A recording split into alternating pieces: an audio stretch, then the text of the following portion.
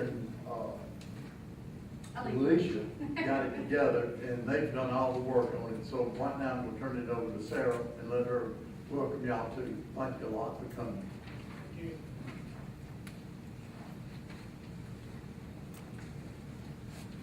Thank you, Larry. My name is Sarah Nuss. I'm the new county agent for working for New Parish. I work with farmers and home vegetable growers. If you ever have any questions about your tomatoes or melons or squash or anything, give me a call. But we've been working really hard to try to get a little bit more community support for the farmers market and encourage, new people that maybe have just been selling on the side of the road or that want to start producing fruits and vegetables to sell locally. We've been encouraging them to come and participate in the farmers market, but they can only do that if there are people there to sell too. So we thought that a good way to help raise awareness for what's going on is for just to kind of reconnect with why we have farmers markets. As far as getting local fresh produce, that's the healthiest, those are the healthiest fruits and vegetables that you can get since they haven't been sitting in a truck for, a week, losing their nutritive value. The fact that we do have local producers here is special, and we're just trying to facilitate an outlet for them to make that available to citizens. So we're going to have Dr. LaRavia speak first. I believe that a lot of people here know who he is. He's going to tell us a little bit about how important nutrition and the fruits and vegetables that we eat is for our health. So here's Dr. LaRavia.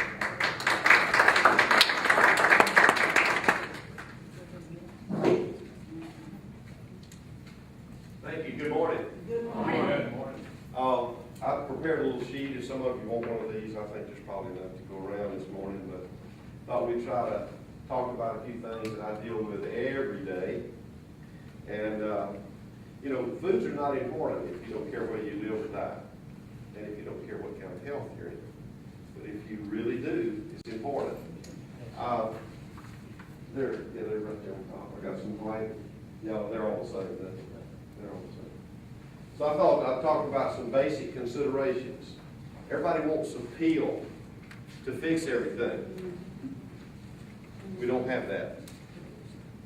So what we do have is some good sense, and if you use that with wisdom, we can really make an impact on your health. The foods you eat are very important. How are they prepared? Where they came from? Are they fresh, frozen, or canned? One of the best medical studies that I've ever seen was done in England. It was done about 15 years ago, and the impact was made through a grant.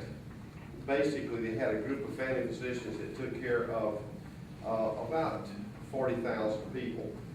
And they had nurses under this grant who went out and taught the people who bought the food, prepared the food, how to do it correctly. They decreased mortality and morbidity by 87%, which is amazing. And basically, here's what they taught. Eat mostly vegetables, fresh fruit, lean meats, very little, don't fry. It's a real problem for folks. Do you have too much to drink? 60 to 70% of your body, depending on where you're a little one, a big one, or something in between, is made of water. Okay? It's not made of tea, colas, coffee, and a variety of other beverages. It's made of water. You lose water every day by respiration. Every time you breathe in and out, what's happening? A lot of people don't think about this. You're humidifying the air that comes in. Everybody makes their own choices about their health, right? Yep. All I can do is inform, educate, counsel, and so forth. You make your decision on what you're going to do with it. Your sleep and rest cycles. I don't believe there's a day that ever goes by that I don't talk to somebody about sleep and rest cycles. There's a lot of studies that have been done. Stanford University's done a lot of studies. The United States Army has done a lot of study, and so forth and so on. The point is that everybody has a certain amount of rest they need. There's not one amount that fits all. I would say most everybody needs between 7 and 9 hours, and I'm talking about adults, not children. Children need more. Have you ever heard of the word 24-hour or diurnal rhythm? Not recently. Randy, come on up here on the comment. 24-hour rhythm or diurnal rhythm is the rhythm that God gave in every human body. So everything is based upon 24 hours. Now the exception to that, so I'm doing a lot of broad stroke talking here this morning. The exception to that is small babies don't work on a 24-hour rhythm exactly because their metabolism is so fast. Okay, so 24 hours for their metabolism would be about 8. But talking older children and adults, we work on a 24-hour basis. So next, we're going to have Miss Marjorie Bowman. And she's going to talk to us a little bit about the different programs available for nutrition assistance and a couple of other things. Here she is. Good morning. Good morning. I just want to talk, I work with the Concordia Council on Aging. I'm the manager over the lunch side, and I do transportation as well. And each client that we have should must be 60 years old before we can work with them. And we do hot lunches every day. We do from 25 to 30 lunches at our lunch site here in Vidalia. And we do frozen foods as well once a week. That's a supply of 5 days of frozen foods that we send out. And we cover Faraday, Monterey, Wattsville, Dunbar, Clayton, and Lake St. John. We do frozen foods up there as well. I'm 3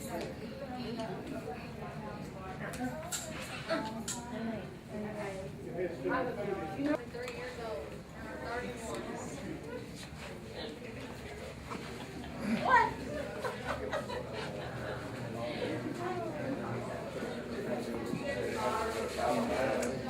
She said right now she can't.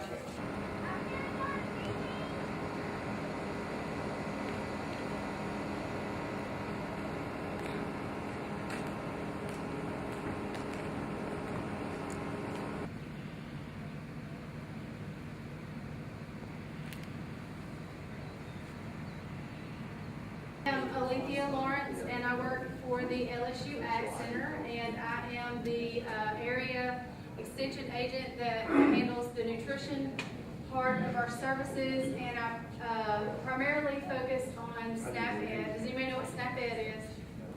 No. That's our food stamp program. So we offer programming, nutrition programming to people who receive food stamps or moms who are receiving WIC.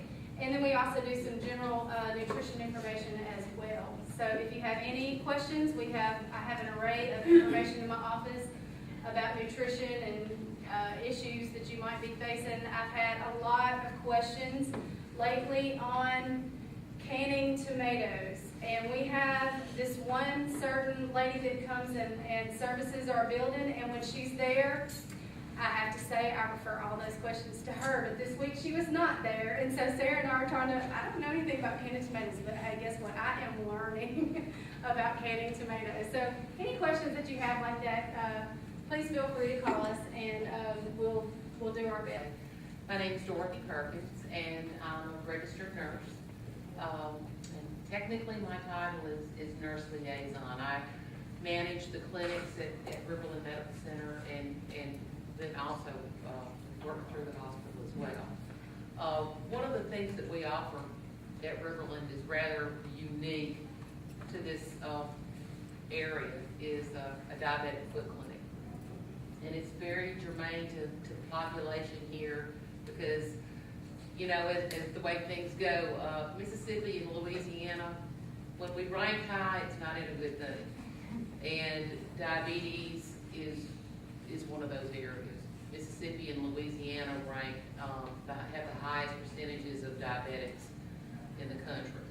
And along with that comes the fact that half of all amputations of lower extremities are diabetics.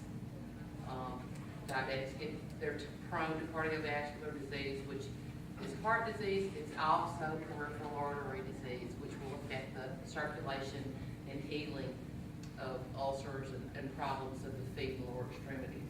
Chef, he's going to talk about preparing healthy food and the different options that you have to do.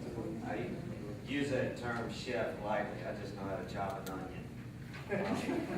Okay, my name's Jim Anderson, and grown up in Natchez my whole life. I never went to culinary school or anything like that, but someone told me a long time ago, as long as there's gonna be human life on the face of the earth, if you can find a way, it has to have food to live.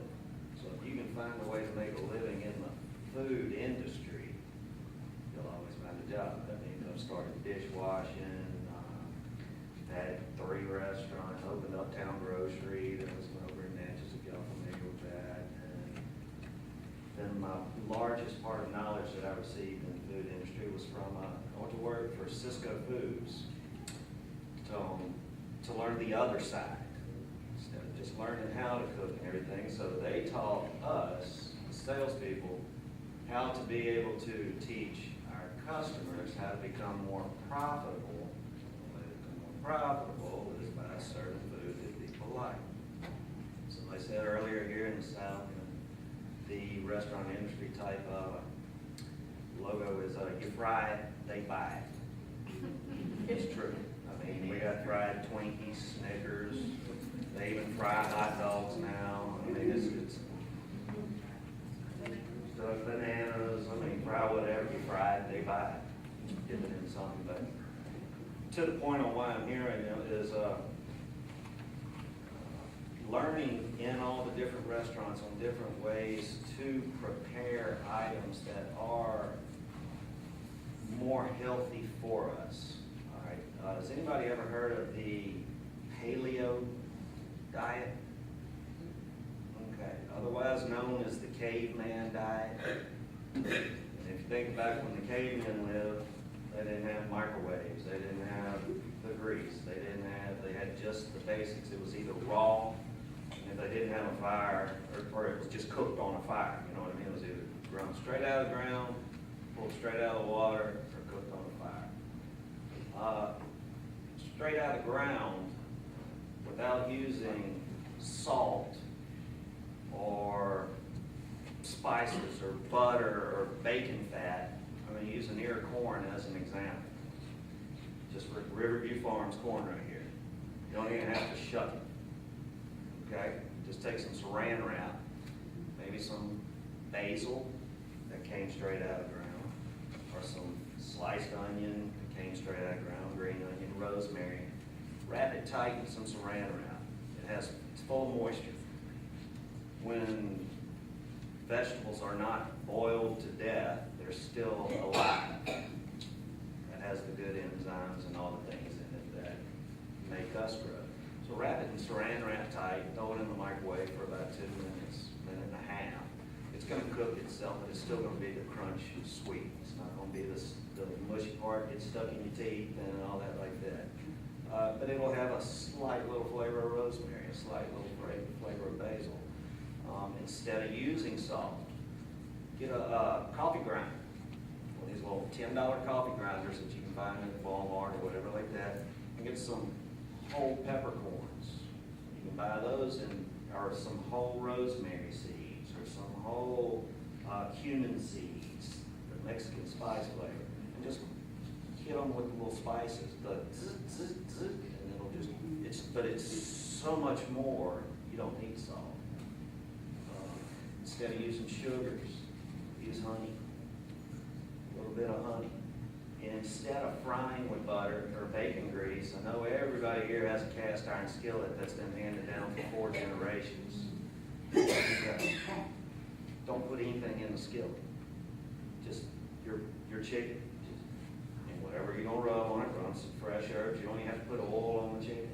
But if your cast iron skillet is seasoned, I mean, you can fry an egg in a skillet without it sticking.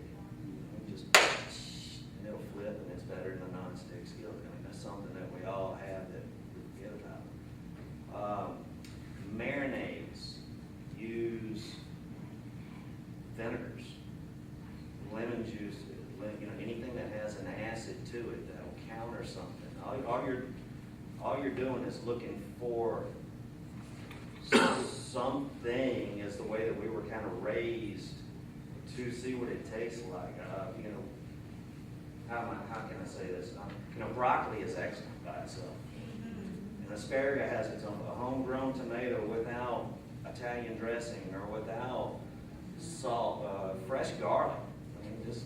You're gonna stink, but you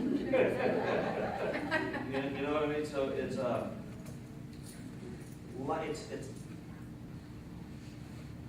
habit. Good habits are hard to create, but it is fun when you're cooking and you're doing it and you make a game. If anybody's interested, we do have a community garden out here in front of the complex, or actually to the side of the complex, where you can come and take as much of the row space as you would like to plant whatever you would like that would be legal here. And there's a new shade coverage area over there because there aren't any trees or anything. And it's really nice. Here we have Ken, who has been using the community garden for years, but this is the new location. And if anybody's interested in walking out there after the program, he'll show you what he's been growing and how useful this area, this land out here that we have the opportunity to work with. So thank you all so much for coming, and please take the time to look at the exhibits or the vendors booths if you have an opportunity. And blood pressures, please, right over here.